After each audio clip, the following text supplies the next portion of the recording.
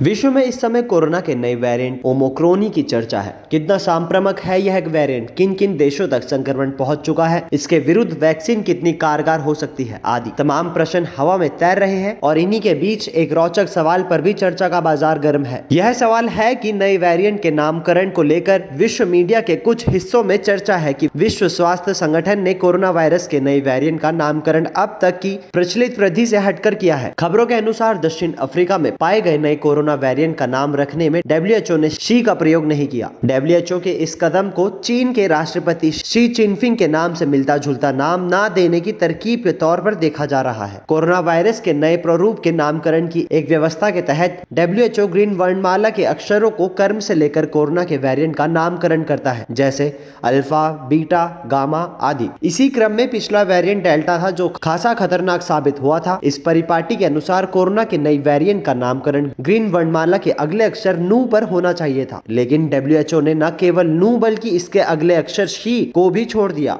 बस यहीं से कयासों का दौर शुरू हो गया। जैसे ही कोरोना के नए वेरिएंट B1.529 के सामने आने की खबर मिली तो चिकित्सा जगत के अधिकांश लोगों ने समझा कि WHO इसका नाम नू रखेगा। क्रम के हिसाब से यही ग्रीन वर्णमाला का अगला उपलब्ध अक्षर था, लेकिन ऐसा नहीं हुआ। WHO ने नू के बाद आने वाले शी को भी नहीं छुआ और शुक्रवार को हुई बैठक में नए वेरिएंट का नाम ओमिक्रॉन रखा गया। नामकरण पर द टेलीग्राम के वरिष्ठ पत्रकार पाल नुकी ने ट्वीट को अमेरिका के रिपब्लिकन सांसद ट्रुथ क्रूज के भी रिटेन किया है। क्रूज ने लिखा, यदि WHO ने चीन के कम्युनिस्ट पार्टी से भयभीत है तो उस पर कैसे विश्वास किया जा सकता है कि भविष्य में इस प्रकार की आपदा के फैलने में उसकी भूमिका पर सवाल उठा पाएंगे। इस संबंध में WHO के एक प्रवक्ता ने न्यूयॉर्क पोस्ट को बताया कि नू अक्षर को न्यू से भ्रम होने का संभावना के कारण नहीं लिया गया है। शी को एक प्रचलित उपनाम होने के कारण नहीं चुना गया। हमारी नामकरण नीति में स्पष्ट है कि व्यक्तियों, स्थानीय, पशुओं आदियों के नाम से लोगों द्वारा निशाना बनाए जाने की आशंका के कारण नहीं चुने जाएंगे। गौरतलब है कि कोरोना वायरस के फैलने को लेकर चीन पर विश्व के कई देश आरोप लगाते रहे हैं कि यह वहां के वुहान शहर की लैब से निकला वायरस है।